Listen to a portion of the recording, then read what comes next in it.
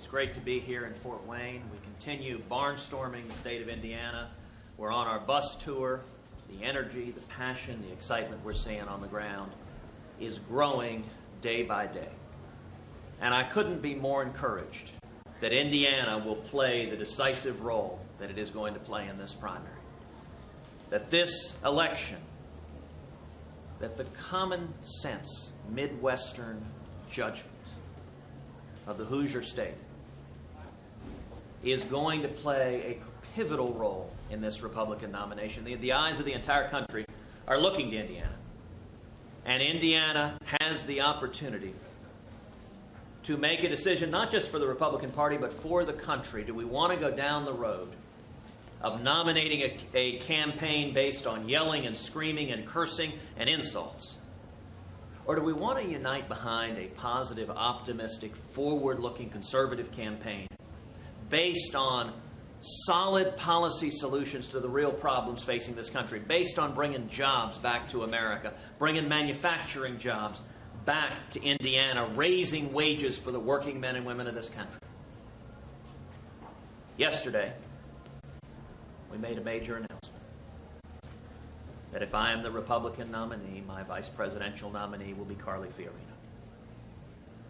The reaction has been tremendously positive to that announcement. Carly is a remarkable leader, an incredibly successful business leader who started as a secretary and climbed the corporate ladder to become the CEO of the largest technology company in the world, the first female CEO of a Fortune 20 company in history.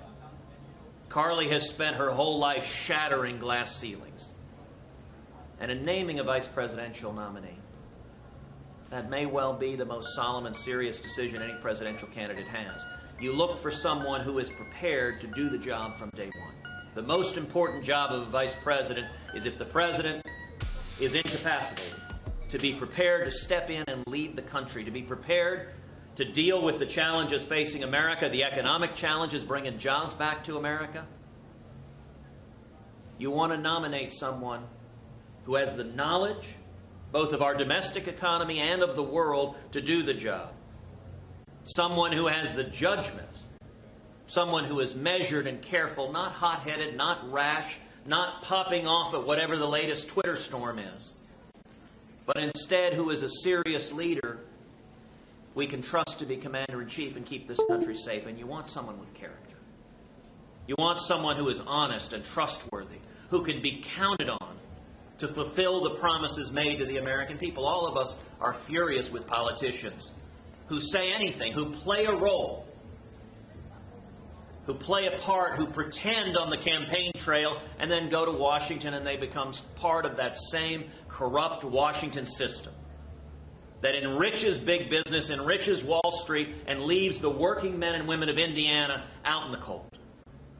Enough of that already. We need instead leaders who will fight for the hard-working men and women of this country. And I will tell you, you could not ask for a clearer contrast than the contrast between Carly and me on the one side as conservative, tested, trusted leaders that you can count on to fight for you, versus on the other side, Donald Trump and Hillary Clinton. Donald and Hillary are flip sides of the same coin.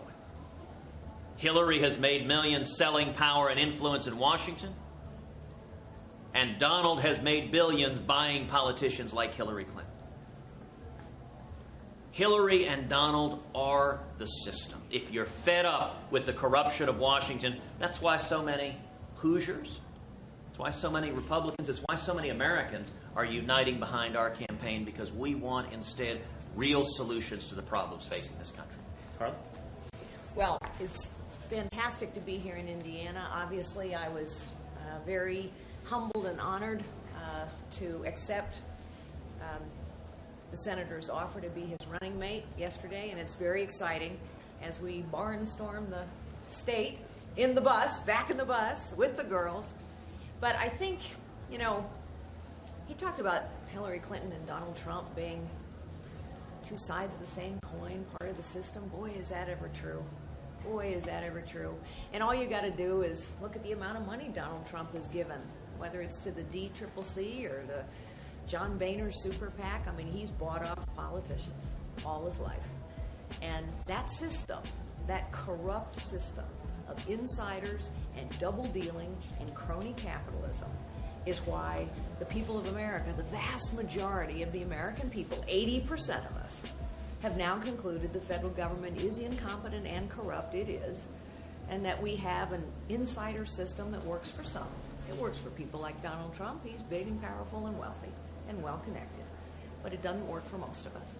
And so what you have here is a fearless fighter who, as a conservative, understands that the thing that ails us is too much money and too much power concentrated in the hands of too few. And we need to put money and power back where it belongs, in citizens' hands, in communities' hands, and in the states. Senator, a two-part question for you. Number one, how do you and Ms. Fiorina combat the criticism that you're hearing that this move, naming her your running mate, is an act of desperation? And then part two, can you answer that one, then can I ask the part two? No, you ask Fine. both. Part two is John Boehner calling you now, in his words, the most miserable SOB he's ever worked with, saying that you are Lucifer in the flesh. And I'm wondering how you square that with the necessity to pull together some of those establishment Republicans who are going to get the nomination. Reaction to that? Well, let's start with the first point. It surprises precisely nobody that Donald Trump's response to my announcing Carly was to engage in insults. Listen, Donald does one of four things. He yells, he screams, he curses, or he insults. I suppose you could start a drinking game on which one of the four Donald is going to respond to any given stimulus that might occur. But the one he does most frequently is he insults. He insults everybody and anybody he encounters. So, of course, he would scream desperate. That is Donald Trump. It's the only way he knows how to operate. Yesterday, when we made the announcement, I gave the reasons why we made the announcement early. It is certainly unusual to make a vice presidential announcement early before the convention. But this is, if anything, an unusual presidential cycle. And as I explained yesterday, the reason for making the announcement was several-fold. Number one, to unite the party. Our party is fractured right now. If we remain fractured, we will lose. Donald Trump keeps trying to divide the party, to tear us into bits. If we are fractured, we lose. If we unite, we're going to win the nomination, but even more importantly, we're going to win the general election and beat Hillary Clinton. I think Carly is a powerful leader to help unite this party and bring us all together. But secondly, I think it's important for the people of Indiana, for the American people, to know exactly what you're going to get and to give a clear choice. Donald Trump and Hillary Clinton are virtually indistinguishable on policy issues across the field. Donald Trump and Hillary Clinton both have come out in support of raising taxes. I think the people of Indiana pay too much in taxes already. As president, I'm going to cut your taxes. We're going to adopt a simple flat tax and abolish the IRS. Donald Trump and Hillary Clinton both support the individual mandate in Obamacare. I think Obamacare is the biggest job killer in America, and as president, I'm going to repeal every word of Obamacare. And by the way, if you're concerned about jobs and economic growth, raising taxes and keeping the Obamacare individual mandate, as Hillary Clinton and Donald Trump want to do, will kill small businesses and drive jobs overseas. Donald Trump and Hillary Clinton both support allowing illegal immigrants to become U.S. citizens. Donald would fly them home to their home countries first, then let them come back as U.S. citizens. As president, I will stop amnesty and secure the borders and end sanctuary cities. Donald Trump and Hillary Clinton on foreign policy both think we should be neutral between Israel and the Palestinians. As president, I will not be neutral. We'll stand unapologetically with the nation of Israel. Donald Trump and Hillary Clinton both think we should keep this Iranian nuclear deal. Indeed, Donald gave a speech yesterday saying we have to keep the deal, we have to keep our word. Well, that's what Hillary Clinton says, too. That's what big government liberals say. That's what people who do not understand the nature of Ayatollah Khamenei and radical Islamic terrorism say. As president, I'll rip to shreds this catastrophic Iranian nuclear deal. And let me say, if the Republican Party allows the choice in November to be a choice between two New York big government liberals, we will have failed the American people. We will have failed the American people badly because both Donald Trump and Hillary Clinton are Washington insiders. Indeed, Donald Trump's entire campaign, like Hillary Clinton's, is run by Washington lobbyists.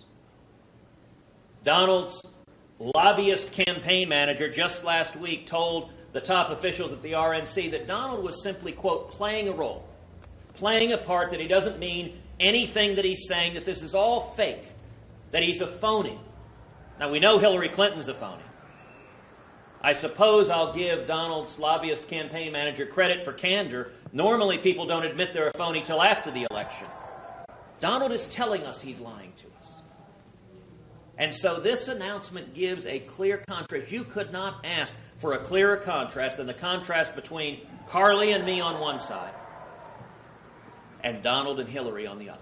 And I think the people of Indiana want a positive, optimistic, conservative message going forward, a clear contrast. Donald and Hillary believe in more government as the solution to every problem. I think government is the problem. And as president, I'm going to get the federal government off of your backs, off of small businesses' backs. We're going to bring back jobs. We're going to raise wages. We're going to expand opportunity. And we do that by getting government off of our backs. So not a desperate move, is what you're saying. No, Donald's attack is false. I know that's a shocking statement. But look, Donald, there's a reason Donald wants everyone to think this race is over. You know, Donald strutted out the stage after the last election and declared himself the presumptive nominee. I know that act of humility was an astonishing thing from Donald. Donald wants this race to be over because he cannot earn a majority of the delegates who have been elected by the people. Donald had a good week. He had a good week in the Northeast, where he lives. And Donald is very worried because this race has shifted to much more favorable terrain. I think Indiana will be a pivotal state for the entire country. And so Donald, sadly, aided and abetted by media network executives who are all liberal Democrats, who are all rooting for Hillary, are quick to say that the race is over. Donald desperately wants it to be over. It's the same reason Donald won't debate, because he cannot defend his left-wing policies that he agrees with Hillary Clinton on. Indeed, at the last debate we had, I asked Donald, name one instance in which you have ever stood up to Washington. Ever. In your life. You're nearly 70 years old. Point one time you stood up to Washington. Donald could not point to a single instance in his life that he had ever stood up to Washington, because Donald Trump is a Washington insider.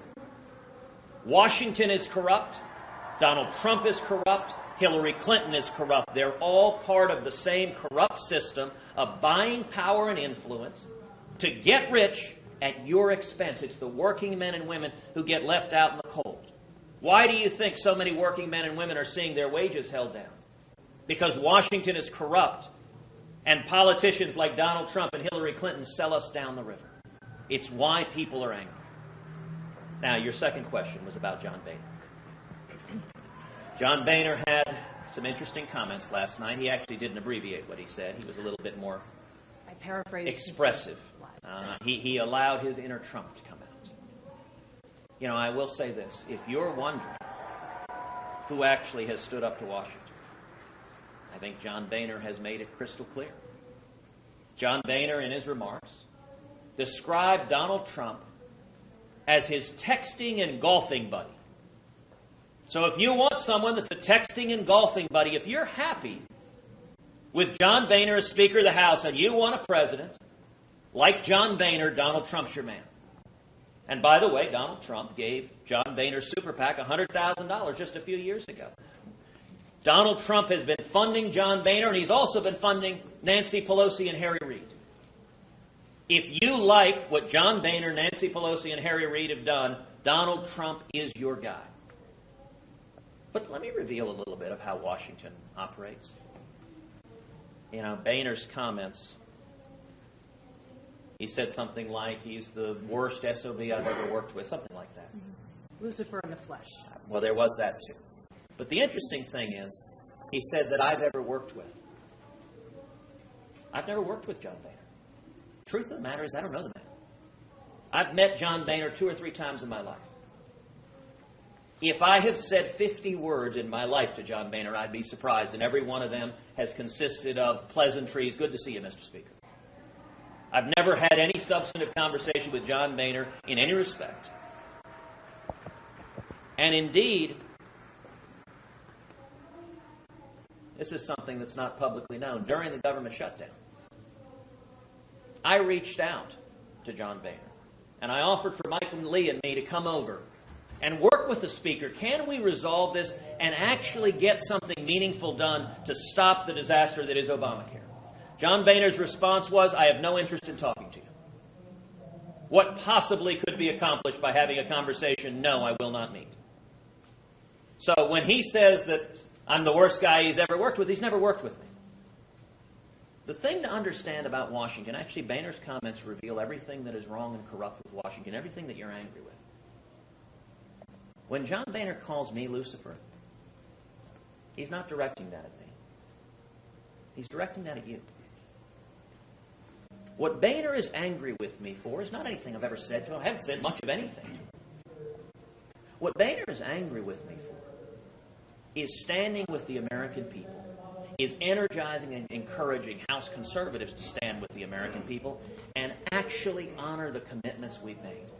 What Boehner is angry with is that conservatives said, if we promise to repeal Obamacare, let's actually stand up and fight Obamacare. What Boehner is angry with is that we said, if we promise to stop amnesty, let's actually honor our promises and stop amnesty. What Boehner is angry with is we said, if we promise to stop the debt that is bankrupting our kids and grandkids, let's actually do something meaningful to honor those commitments. If we promise to keep this country safe, let's do something real to stop President Obama's misguided plan to bring tens of thousands of Syrian Muslim refugees into this country who may well be infiltrated with ISIS terrorists. What Boehner is angry with is the American people holding him accountable. That's what the anger is, because the corrupt system that Boehner and Hillary have been enmeshed with for years, funded by Donald Trump. Donald's writing checks to Boehner, he's writing checks to Hillary. He's funding the corrupt system. It is unaccountable to the people.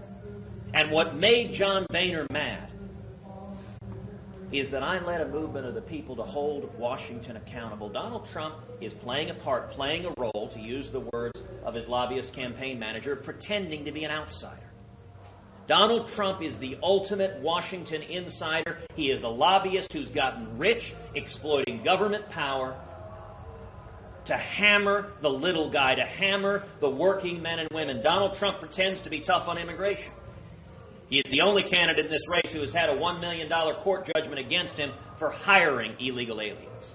He pretends to be tough on illegal immigration. He's the only candidate in this race who right now hires hundreds of foreign workers at this swanky Florida hotel because he won't hire American workers.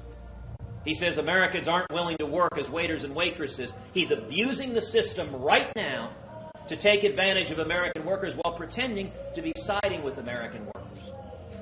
And Donald Trump told the New York Times editorial board that everything he said on immigration is a lie, that he doesn't believe it, he's not going to build a wall, he's not going to actually deport anybody. Now, all of that's on tape. The New York Times has it.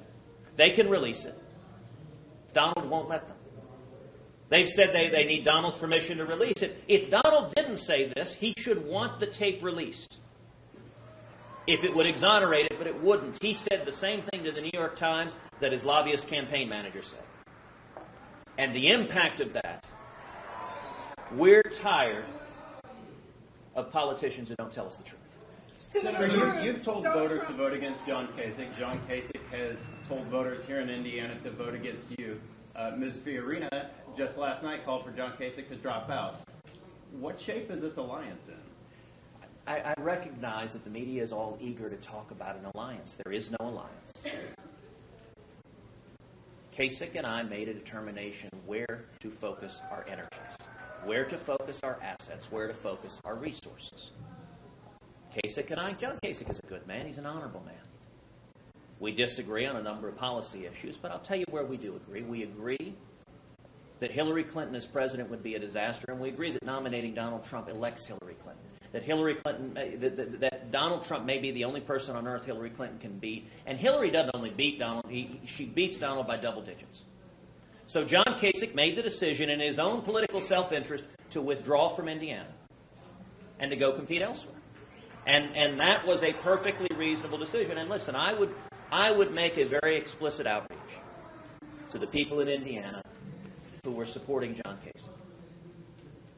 If you don't want to see Hillary Clinton as the president, if you don't want to see Donald Trump as the nominee, which makes certain Hillary Clinton becomes the president, then I ask for your support, because we can only win if we unite. And my object from day one is to unite the party. It's what Carly and I are doing together. And if we unite, we will win this nomination and we'll win the general election. Donald Trump has said that Hillary Clinton is using. Donald Trump has said that the only thing Hillary Clinton is going for her is that she's a woman and that she's using a woman's star. What's your reaction to that? Oh, listen, it is not surprising that Donald Trump attacks Hillary for being a woman. Donald has a problem with strong women. This is not subtle. It's not complicated. He has a real problem with strong women. It's one of the reasons he cannot win a general election. And, you know, there's an irony to that.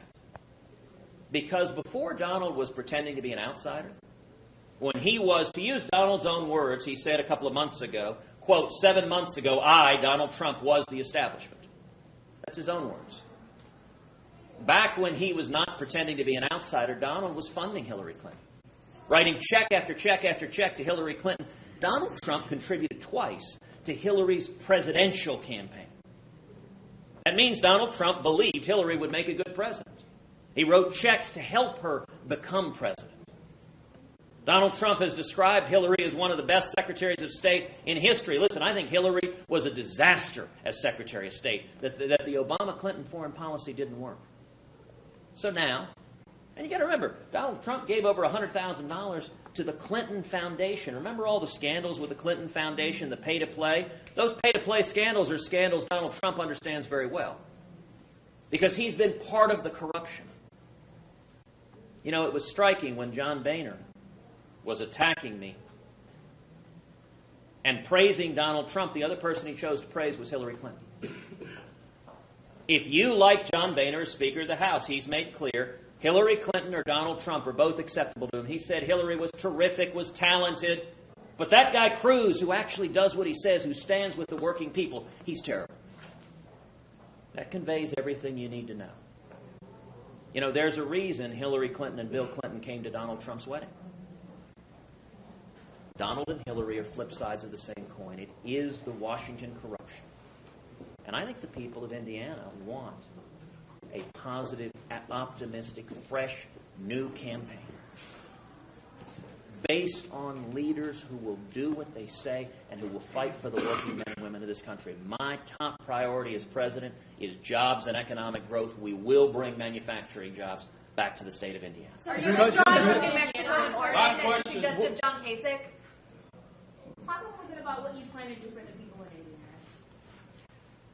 The number one priority of Hoosiers is seeing economic growth again. You know, we look, for example, at Carrier leaving Indiana, going to Mexico. That is a manifestation of the failures of the Obama-Clinton economy. And it's a direct result of failed government policy. And actually, Carrier is a good illustration of the difference between Carly and me on one side and Donald Trump and Hillary Clinton on the other. Donald Trump and Hillary Clinton respond to something like Carrier by saying, we're going to punish Carrier. We're going to use government power to go and punish the corporation. We're going to use force. That's what Obama does as well. That's what big government liberals do. They use government power to punish anyone who responds to the policies that are driving the jobs overseas. I think that's exactly backwards. As president, I don't intend to use government power to punish American citizens, American companies, American job creators. That's not the role of government, to be a bully and punish. The reason Carrier is moving those jobs overseas is that the Obama administration has driven Carrier out of America. And this is why it is so important that we have a debate. You know, it's been 48 days since a Republican debate. 48 days, the Democrats have had a debate. They're planning a second debate. Hillary Clinton and Bernie Sanders think enough of the American people to give them a debate. I think the people of Indiana deserve a debate before Tuesday between me and Donald Trump. I've accepted 2 debates here in Indiana. Donald is unwilling to debate, and the reason is he cannot answer the question how you bring jobs back. Other than he says he wants to punish Carrier. Here's what I'm going to do. I understand that jobs come when you reduce the burdens on small businesses. You know, Ronald Reagan and before him, John F. Kennedy, both understood when you cut taxes and lift regulations, the result of that is millions and